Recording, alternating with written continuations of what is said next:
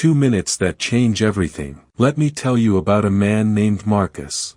He was not born rich. He did not have a famous last name. His father worked double shifts at a steel mill, and his mother stitched garments in a small factory just to keep food on the table.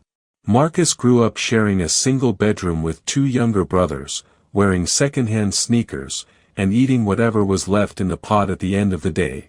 But Marcus had one thing that money cannot buy: he watched people. He studied them the way a chess player studies the board before making a move. He noticed who walked into a room and immediately commanded attention. He noticed who spoke first and who listened. He noticed which men powerful people leaned toward when they laughed, and which men were politely ignored even when they screamed for attention. At 22, Marcus got a job as an assistant at a mid-size consulting firm in Chicago. He was the youngest person in every room. Nobody knew his name. He made coffee, organized files, and was largely invisible.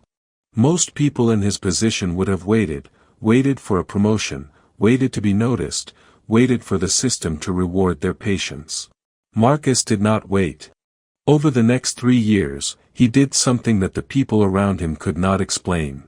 He began building connections with people who were 3, 4, sometimes 5 levels above him. Senior partners started asking for his opinion. A billionaire investor he had met at a company function began texting him for market insights.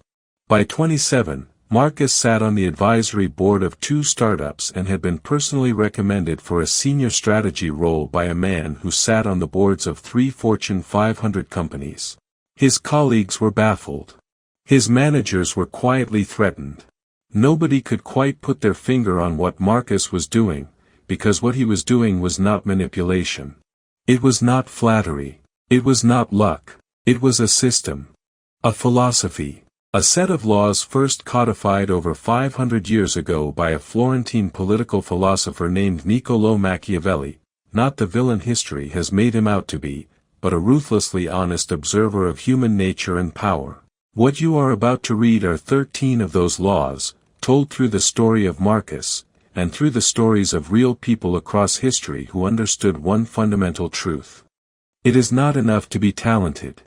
You must be connected to power, and connection is a skill that can be learned. This is not a story about being fake. It is not a guide to using people.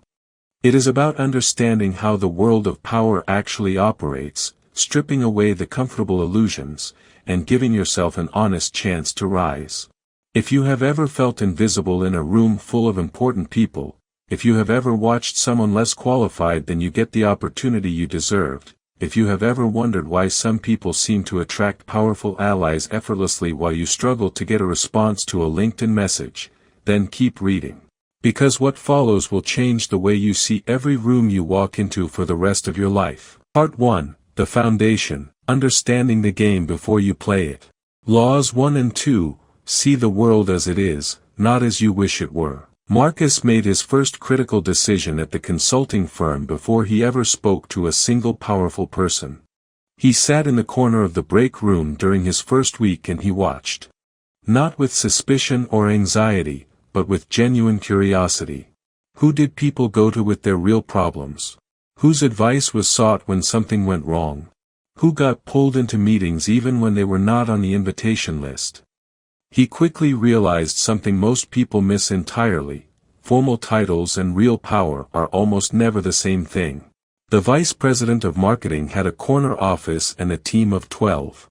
But every time there was a real crisis, people quietly found their way to a woman named Sandra, a senior analyst who had no direct reports, no flashy title, and who ate her lunch alone at her desk. Sandra had been at the firm for 11 years. She knew where every body was buried and exactly how the machinery of the company worked. When Sandra said something was going to fail, it failed. When she backed an idea, it survived. Law 1, Never mistake the map for the territory. Machiavelli's first lesson in the art of power is deceptively simple: you must understand how things actually work, not how they appear to work. Organizations, families, social circles, all of them have an official structure and an unofficial one. The official structure is what appears on the organizational chart. The unofficial structure is who actually makes decisions, who people listen to when they are afraid, and who controls the flow of information. Most people spend their entire careers trying to impress people in official positions of authority. The strategically intelligent person maps both structures and spends their energy accordingly. Marcus spent his first month drawing an invisible map. He learned the official hierarchy, and then he learned the real one. He eyed 5 people in the firm who were not necessarily the most senior but who were most deeply trusted and most consistently influential. 3 of them had been there over a decade. One was the executive assistant to the CEO, a woman named Claire who controlled access to the most powerful man in the building. One was a junior partner who had come from a rival firm and brought 3 major clients with him. He did not try to befriend any of them immediately. He simply knew who they were. He understood the board before he made his first move. Law 2, always make those above you feel comfortably superior. This is the law that makes people most uncomfortable, because it sounds like weakness. It sounds like shrinking yourself. But Machiavelli understood something about human pride that most of us refuse to admit. Powerful people did not get to where they are by enjoying being outshined in their own territory. There is a difference between being genuinely useful and being a show-off. Marcus was brilliant, everyone who spent 10 minutes with him knew it. But he learned early that the goal in the presence of powerful people is never to prove your intelligence. The goal is to make them feel that their intelligence is being confirmed by you. He mastered the art of asking the right question, the question that allows someone to say something wise, to demonstrate their expertise, to feel seen and validated as a thinker. Not flattery. Not hollow compliments about their shoes or their watch. Genuine, intelligent curiosity that allowed them to shine. He once told a friend, when you are in a room with someone powerful, the smartest thing you can do is not show them how smart you are. The smartest thing you can do is make them walk away thinking they were the smartest person in the room, and that you had the good sense to recognize it. The result? Powerful people wanted him around. They felt good when Marcus was in the room. And people always want to be around the people who make them feel good about themselves. Part 2, The Approach, How to Enter the Orbit of Powerful People. Laws 3, 4 and 5, Access, Value, and the Art of the First Impression. Most people think the hardest part of connecting with powerful people is the conversation itself. They rehearse what they will say. They craft clever introductions in their heads. They worry about what to wear. But the real challenge is not the conversation. It is getting into the same room. Law 3, Never ask for what you can earn. Marcus had been at the firm for 4 months when he discovered that a senior partner named Daniel Reeves was giving a small presentation at a private dinner for local business leaders. Marcus was not invited. He was not even supposed to know about it. He found out by accident when he was helping Claire sort through catering invoices. Most people, in that position, would either do nothing, or worse, ask someone to get them an invitation. Both are mistakes. Machiavelli was clear on this point. Favors requested are favors that cost you. The person granting the favor now has something over you. They have done you a kindness you must repay.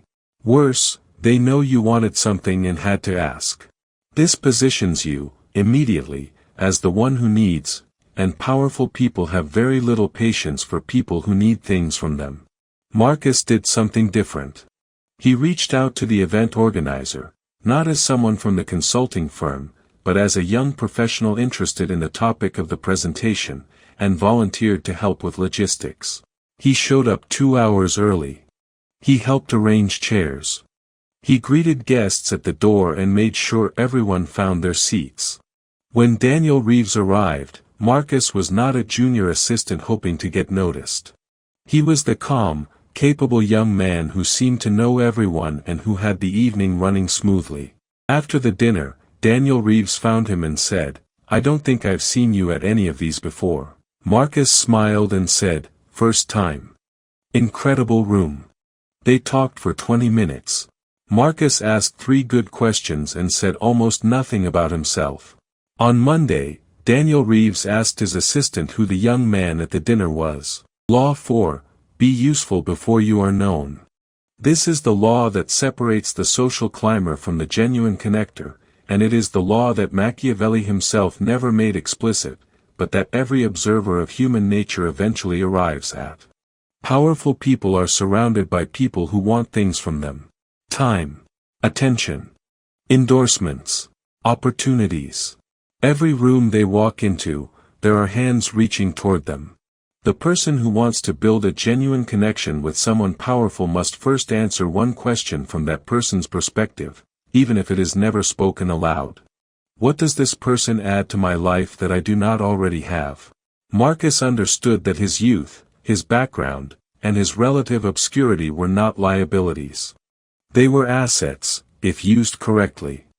He was not competing for the same positions, contracts, or clients as the powerful people he wanted to connect with. He had no hidden agenda that threatened them. And he had something genuinely valuable to offer, a perspective from the ground level that most powerful people have long since lost access to. He brought information. He brought candor. He brought energy. He never came to a powerful person with a request until he had first established himself as someone who gave. A mentor once told him, Marcus, never show up at someone's door empty-handed. And I don't mean a gift. I mean an idea, a piece of information, a genuine observation that costs you something, your time, your thinking, your honesty.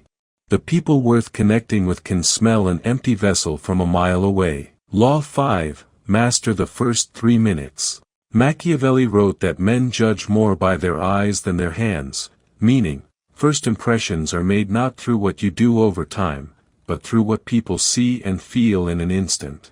Marcus studied this obsessively. He read everything he could find on nonverbal communication, on the psychology of first impressions, on how the most compelling people in history had carried themselves in rooms where they had no power. He practiced. He stood in front of mirrors. He recorded himself speaking. He asked brutally honest friends to give him feedback. What he learned came down to 3 things. Posture, not rigid, but grounded. Eye contact, not staring, but present. And the first question, never about yourself, always about them. The moment you start talking about yourself, he once explained to a younger colleague, you have lost.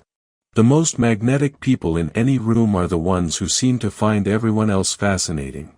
The trick is that the best of them actually do. They are genuinely curious. And powerful people can tell the difference. Genuine curiosity cannot be faked for long. So Marcus cultivated it as a habit. He read widely. He developed real interests across domains, economics, history, architecture, behavioral science. He was someone who could talk to a retired general about military strategy and to a fashion designer about the economics of luxury goods, and ask real questions, not polite ones, in both conversations. That range became his calling card. Before long, powerful people began describing him to others with the same phrase, he's one of the most interesting people I've met. Part 3, the cultivation, keeping and deepening powerful connections.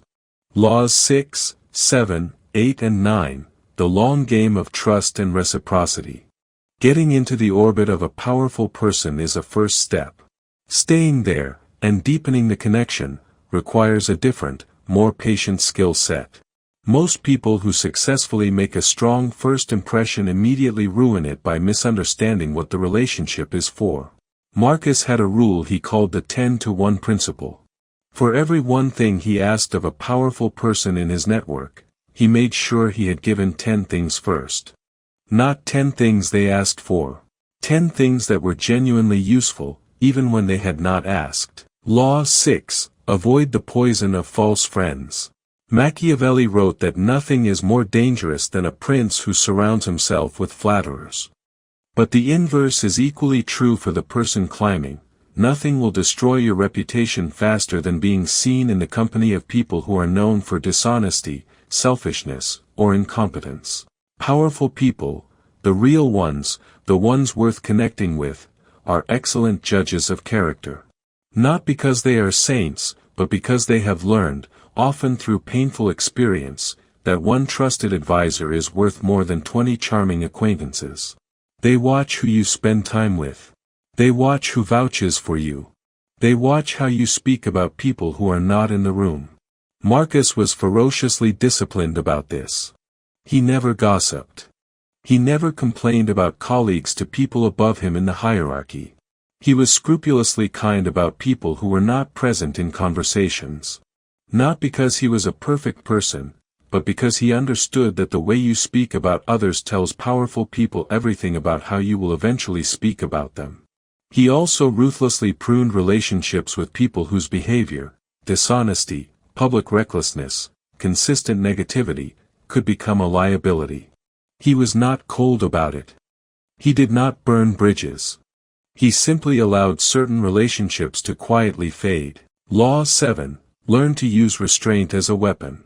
One of the most counterintuitive laws Machiavelli observed is the power of saying less. In a world where everyone is shouting, the person who speaks rarely and carefully becomes extraordinary. Marcus applied this in meetings. While colleagues competed to fill every silence with their voice, Marcus listened. He would go through an entire 90-minute strategy meeting having said perhaps 3 things, but those 3 things were always the sharpest observations in the room. Over time, people began to lean forward slightly when Marcus opened his mouth. They had learned that when he spoke, it was worth hearing. He applied the same principle to his relationships with powerful people. He did not text them constantly.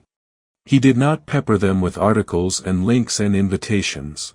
When he reached out, it was with something specific, something considered, something that clearly reflected that he had been paying attention to what they cared about. A message once a month that is genuinely valuable is worth 1,000 messages that are merely pleasant. Law 8. Always keep something in reserve. Machiavelli understood that mystery is a form of power. The person who reveals everything about themselves immediately has nothing left to offer. There is no more discovery, no more depth to find, no reason to keep coming back. Marcus was warm, but he was never fully transparent. There was always a sense, with people who knew him, that there was more to understand, more depth, more history, more going on beneath the surface than he had yet revealed. This was not deception. He was not hiding anything sinister. He was simply disciplined about the timing and volume of his self-disclosure. He understood that powerful people are fundamentally engaged by puzzles. They spend their days surrounded by people who are easy to read, easy to categorize, easy to dismiss. The person who resists easy categorization, who is warm but private, helpful but not needy, knowledgeable but not arrogant, becomes a puzzle worth solving. Law 9. Be the bridge, not the island. Perhaps the most practically powerful of all the laws Marcus internalized was this: the most valuable person in any social ecosystem is not the most powerful person. It is the most connected person. Machiavelli observed that princes who held the loyalty of many through genuine relationship, rather than fear or transaction, were the most durable in power. The modern equivalent is the person who can look around at any gathering of people and say, honestly, I know someone in this room who would benefit from meeting almost everyone else in this room. Marcus made himself a bridge. When he met a venture capitalist interested in African markets and remembered that a former mentor had built a business in Lagos, he made the introduction, with no request for anything in return. When a powerful woman in his network mentioned she was looking for a surgeon for a specific procedure, he connected her with a doctor he knew was one of the best in the country for that exact condition. Every genuine connection he facilitated added to his value in the network, not because people felt obligated to him, but because they began to see him as someone rare. Someone who made things better just by being in the ecosystem. Part 4. The Trials, Navigating Betrayal, Envy, and the Politics of Power. Laws 10 and 11, How to Handle the Inevitable Attacks. Marcus was 30 years old when he first experienced the real cost of rising.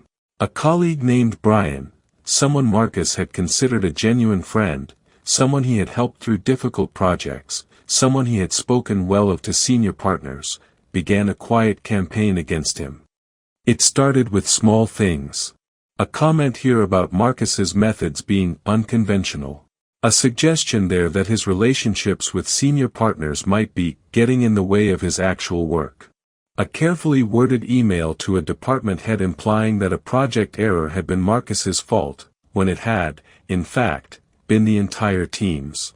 Marcus heard about it through the very network he had spent years building. Claire, the executive assistant, quietly let him know what was being said. Sandra, the senior analyst, sent him a 3-line message that simply said, "Be careful. Someone is working against you. Don't react." Law 10, never act out of anger, always act out of strategy. This is the law Machiavelli considered most critical for survival in political environments, and it applies equally to offices, social circles, and boardrooms. Marcus's instinct, when he learned what Brian was doing, was to confront him. To go to the senior partners and defend himself directly. To send a pointed email making clear what had actually happened on the project in question. Instead, he did nothing. For 3 weeks, he acted as if nothing had changed. He was warm to Brian in meetings. He continued his work at the same quality and pace. He said nothing to anyone about what was happening. During those 3 weeks, he did 3 things quietly. He made sure that his 2 strongest advocates in the firm, Daniel Reeves and a senior partner named Margaret Osei, were informed of his recent contributions through natural context, not complaint. He completed a piece of analysis that directly contradicted the narrative Brian had been building. And he waited. The situation resolved itself. Brian's campaign was too small and too poorly executed to survive in an environment where Marcus had built years of genuine goodwill. The attempts to undermine him looked petty against the backdrop of his actual record. Within 2 months, Brian had transferred to another department, his own choice, but accelerated by the discomfort of having failed.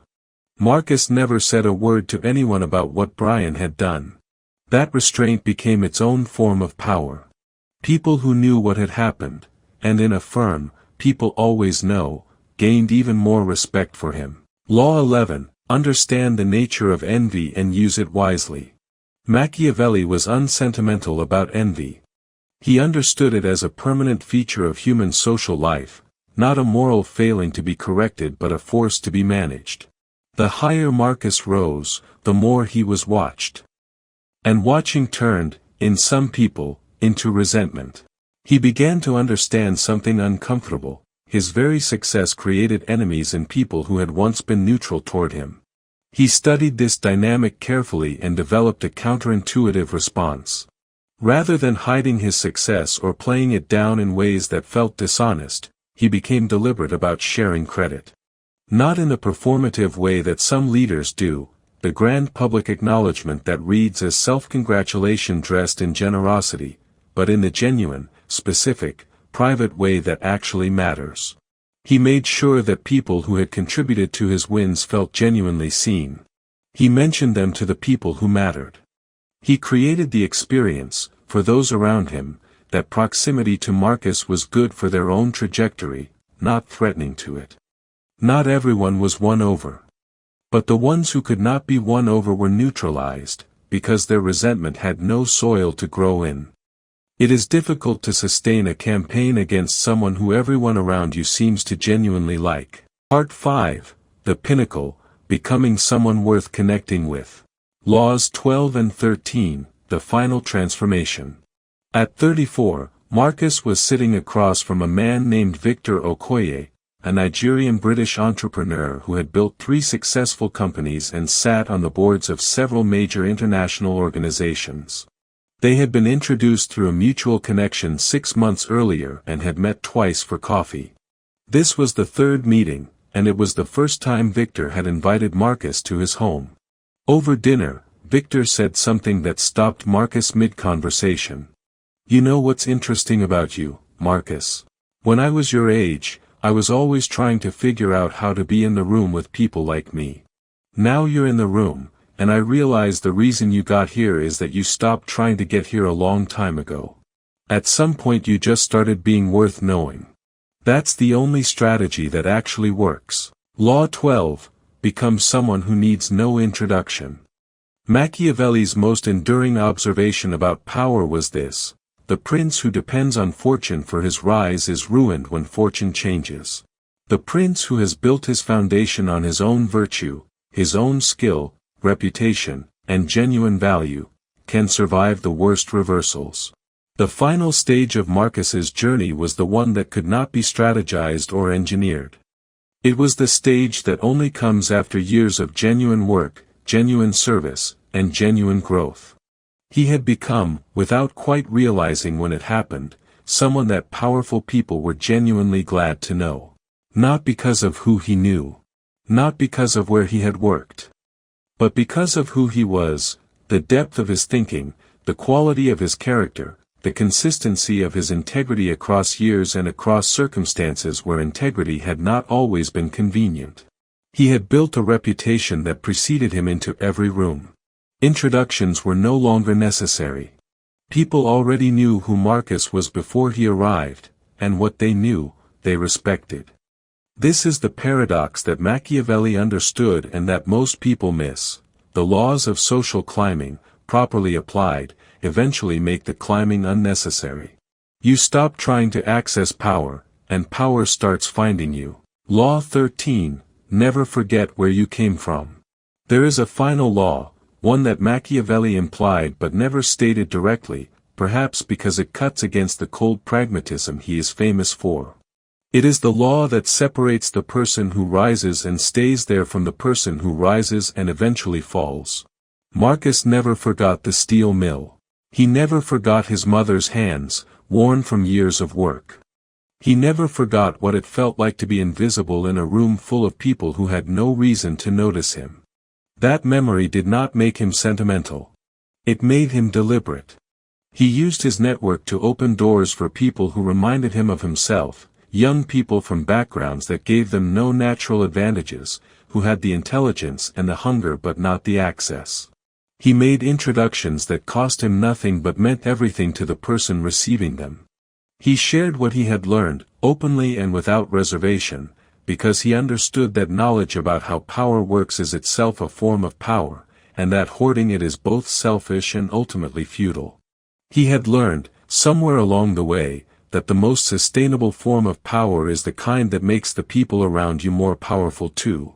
Not because it is the ethical thing to do, though it is, but because it is the intelligent thing to do. A network built on genuine mutual benefit is a network that cannot be dismantled by a single bad actor, a single bad decision, or a single change in fortune. Machiavelli wrote his laws for princes.